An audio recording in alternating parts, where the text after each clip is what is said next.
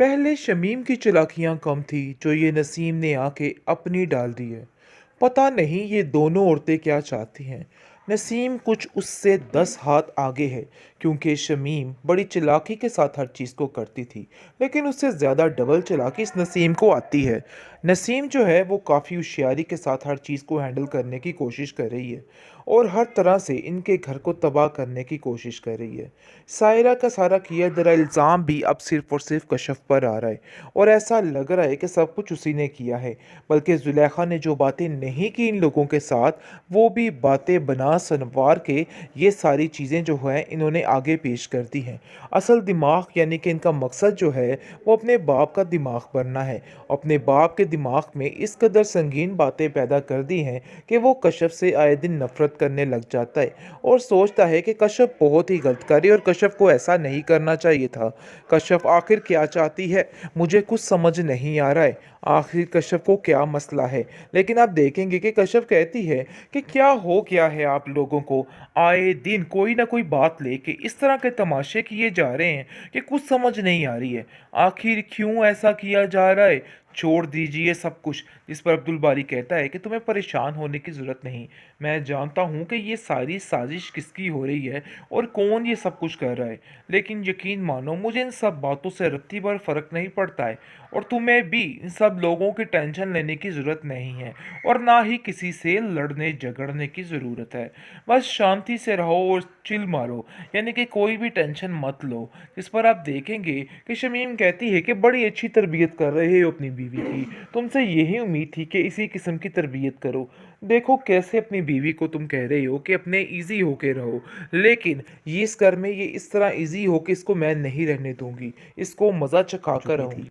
अगर अब जाकर उसका कोई दिमाग ठीक हुआ है तो मेहरबानी करके शमीम आप अंदर मत बोलिए, ठीक ही रहने दीजिए उसका दिमाग, क्योंकि आपकी वजह से मामला मज़ीद ख़राब हो जाएगा।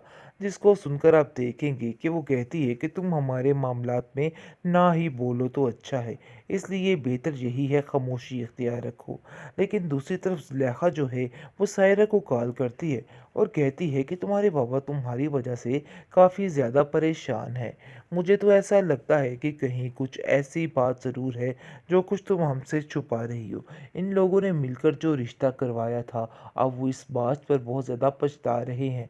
जिस पर सायरा कहती है कि अब तो पछताने का कोई फ़ायदा नहीं, जो होना था सो हो गया, इसलिए मज़ीद परेशान होने की कोई भी ज़रूरत नहीं है। अब इन सब चीज़ों को मैं हैंडल कर लूँगी। और वैसे बिताया जान और शमीम आपा ने जो फ़ैसला किया था, उन पर तो बाबा बिल्कुल नहीं बोल सकते थे, इसलिए अब इन बातों को लेकर कुड़ने का तो बिल्कुल ही कोई फ़ायदा नहीं है। यानी कि वो अच्छे तरीके से जान चुकी है कि इन लोगों की वजह से जो फ़ैसला किया गया था वो सरासर गलत था। लेकिन बेचारी कुछ नहीं बोल पा रही और खामोशी से हर चीज़ को देख रही है, क्योंकि वो जानती है कि उसके खामोश रहने से ही सब कुछ होगा। लेकिन वो अब इस बात के लिए आगे आगे हो रही है और अपनी सास से कहती है कि देखिए आप लोग मेरे साथ जुल्म ज़्यादती नहीं कर सकते, जो करना था सो कर लिया, इसलिए मज़ीद आप लोगों की ये बातें बिल्कुल मैं नहीं सुनूंगी। बात तय है कि अब आप लोगों ने जो कुछ करना था सो कर लिया, अब मज़ीद कोई भी चालाकी नहीं चलने वाली। जिस पर आप देखेंगे कि वो कहती है कि मैं तुम्हें अपनी मर्ज़ी के साथ इस घर में लाई थी, लेकिन मुझे नहीं लगता कि मेरा फ़ैसला ठीक था। देखो अपनी ज़बान अपने पास ही रखो, और इस तरह की अगर तुमने मेरे साथ बहस की दोबारा तो मैं तुम्हें इस घर से बाहर निकाल दूंगी। नसीम की रोज़ रोज़ की चिक चिक ने उसके शोहर को परेशान करके रख दिया है। उसने बहुत ज़्यादा कोशिश की है कंप्रोमाइज़ की, लेकिन ये औरत नहीं सुधर पा रही है।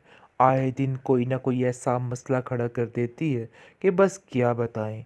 बात इतनी होती नहीं और इतना वावेला मचाकर इकट्ठा कर लेती है पूरा मोहल्ला, और अब तो फ़ोन कर देती है अपनी बहन शमीम को और कहती है कि शमीम आपा देखिए मेरे साथ क्या हो गया, मुझे तो इधर ज़ारों कतार मारे और पता नहीं क्या क्या हो रहा है। जिसको सुनकर वो कहती है कि मेरा तो दिल बैठा जा रहा है, तुम फिक्र मत करो, अभी और इसी वक्त में आई और तुम्हारा सारा बंदोबस्त करके जाती हूँ। देखती हूँ कि अब्दुल बारी तुम्हें इस घर में आने से कैसे रोकते हैं।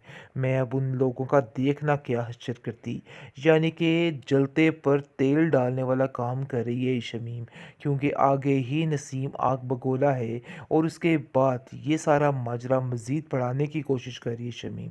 लेकिन आप देखेंगे कि कश्यप फिर बात को सुधारने की कोशिश करती है और कहती है कि आप ज़्यादा परेशान मत हो और ऐसा मत कीजिए। देखो अब्दुल बारी, अपनी बहन को समझाओ, ये रिश्ते ऐसे नहीं बनते। घर में 100 तरह की बातें होती हैं, लेकिन इन बातों को लेके कंप्रोमाइज़ करना पड़ता है। लेकिन मुझे नहीं लगता है कि कुछ भी ठीक हो रहा है। बस मैं आप लोगों को इतना समझाना चाहती हूँ कि इस तरह का स्टेप लेने से हालात सिर्फ़ और सिर्फ़ ख़राब होंगे। देखिए, ये बात सच है। नसीम बाजी को समझाइए, जिस पर शमीम आग बगोला हो जाती है और कहती है, तुम्हारा दिमाग ख़राब हो चुका है।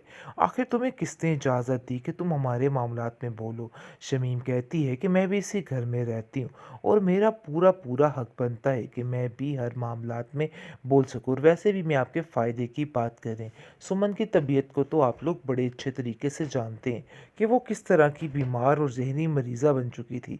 अगर अब जाकर उसका कोई दिमाग ठीक हुआ है, तो मेहरबानी करके शमीम आप अंदर मत बोलिए।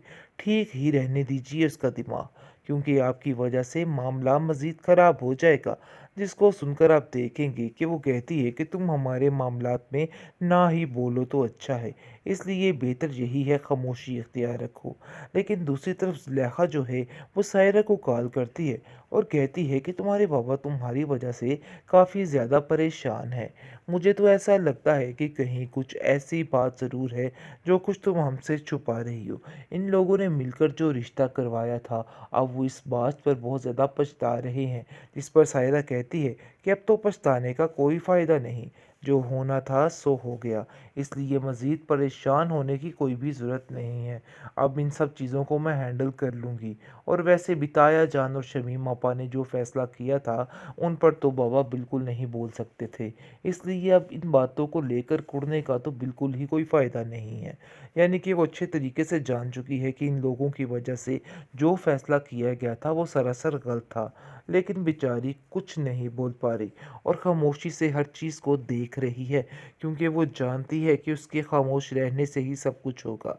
लेकिन वो अब इस बात के लिए आगे-आगे हो रही है और अपनी सास से कहती है कि देखिए, आप लोग मेरे साथ ज़ुल्म और ज़्यादती नहीं कर सकते। जो करना था सो कर लिया, इसलिए मज़ीद आप लोगों की ये बातें बिल्कुल मैं नहीं सुनूँगी। बात तय है कि अब आप लोगों ने जो कुछ करना था सो कर लिया। अब मज़ीद कोई भी चालाकी नहीं चलने वाली। जिस पर आप देखेंगे कि वो कहती है कि मैं तुम्हें अपनी मर्ज़ी के साथ इस घर में लाई थी, लेकिन मुझे नहीं लगता कि मेरा फ़ैसला ठीक था। देखो, अपनी ज़बान अपने पास ही रखो और इस तरह की अगर तुमने मेरे साथ बहस की दोबारा, तो मैं तुम्हें इस घर से बाहर निकाल दूँगी।